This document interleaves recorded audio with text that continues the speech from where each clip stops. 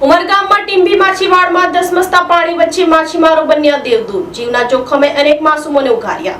આકાશી આફત અને વારોલી નદીના પૂર સામે ખલાસીઓને માનવતા સુરવીરતા, તો બીજી તરફ તંત્ર સામે જનરોષ। પુનાટ ગામે પૂરનો પ્રકોપ, ઘરોમાં પાણી ઘૂસતા લાખોનું ઘર વખરી અને વાહનોને નુકસાન। ઉમરગામ તાલુકામાં તાજેતરમાં વરસેલા ભારે વરસાદ અને આકાશી આફતે ભારે તારાજી સર્જી છે।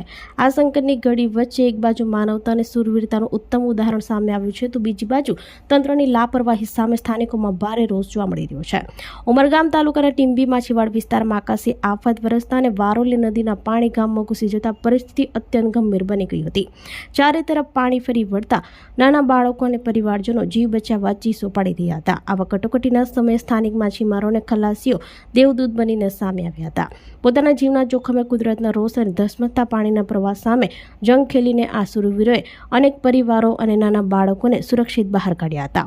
સળંગ 3 દિવસ સુધી મોબાઈલ સેવા ઠપ રહ્યા બાદ હવે જ્યારે ટીંબી માછીવાડના દ્રશ્યો સામે આવ્યા છે, ત્યારે સૌ કોઈ આ ખલાસોની હિંમતને બિરદાવી રહ્યા છે। જો આ માછીમારોની પાણીમાં તરતા ન આવડતો હોત અને તેમણે હિંમત ન દાખવી હોત તો કેટલી મોટી જાનહાનિ થઈ હોત તે વિચાર માત્રથી જ આંખો ભીની થઈ જાય છે। બીજી તરફ ઉમરગામના પુનાટ ગામે મયાવંશી ફળિયામાં પણ પૂરના વરસાદી પાણી લોકોના ઘરોમાં ફરી વળ્યા હતા।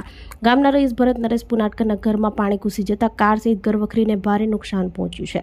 પ્રાથમિક અંદાજ મુજબ તેઓને ₹5 લાખથી પણ વધુનું નુકસાન થયું છે। આટલી મોટી હોનારત અને નુકસાન બાદ પણ ગામના સરપંચ કે સરકારી તંત્ર દ્વારા કોઈપણ પ્રકારની મદદ કે સહાય ન પહોંચાડવામાં આવતા પરિવારોમાં ભારે નારાજગી અને રોષની લાગણી જોવા મળી રહી છે।